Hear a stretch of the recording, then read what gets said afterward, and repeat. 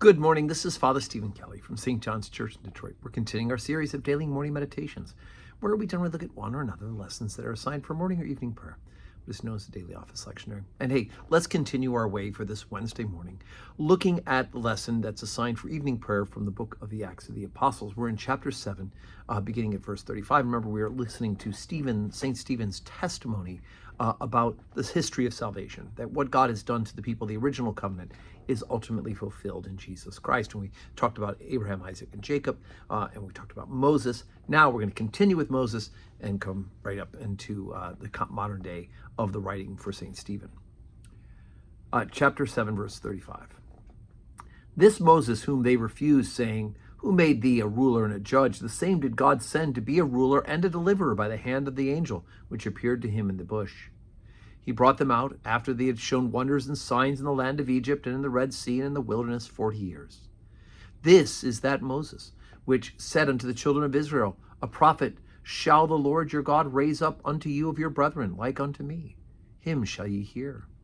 This is he that was in the church in the wilderness, and the angel that spake him the Mount Sinai, and with our fathers, who received the lively oracles to give unto us, to whom our fathers would not obey, but thrust him from them, and in their hearts turned back again into Egypt, saying unto Aaron, Make us gods to go before us. For as for this Moses, which brought us out of the land of Egypt, we wot not that has become of him. And they made a calf in those days, and they offered sacrifices unto the idol, and rejoiced in the works of their own hands. Then God turned and gave them up to worship the host of heaven, as it is written in the book of the prophets, O ye house of Israel, have ye offered to me slain beasts and sacrifices by the space of 40 years in the wilderness? Yea, he took up the tabernacle of Moloch and the star of your god Rephaim, figures which ye have made to worship them, and I will carry you away beyond Babylon."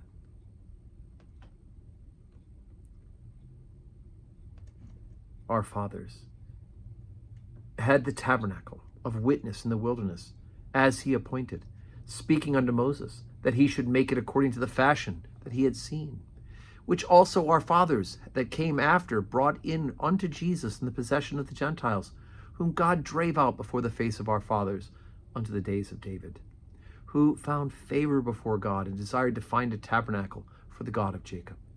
But Solomon built him an house. Howbeit the Most High dwelleth not in temples made with hands, as saith the prophet, Heaven is my throne, and earth is my footstool. What house will ye build me, saith the Lord? Or what is the place of my rest? Hath not my hand made all these things? Ye stiff-necked and uncircumcised in heart and ears, ye do always resist the Holy Ghost, as your fathers did, so do ye. Which of the prophets have not your fathers persecuted? And they have slain them which showed before of the coming of the just one, of whom ye have now the betrayers and murderers, who have received the law for the disposition of angels, and have not kept it. Okay, so going through this, of course, part of the problem as we listen, as we read the Old Testament, is that God does all these wonderful marvels for the people of the original covenant, and they keep turning away, right? They worship false idols. They rebel. They think it would have been better to go back into Egypt and be slaves, because at least then they'd have more food than they would know what to do with. And of course, we know that God was feeding them with manna in the wilderness and feathered fowl at night. They had all that they needed to eat, but they wanted more. And so it is that Stephen lets the people know who are accusing him of saying that Jesus is the Messiah. Of course, he is the Messiah.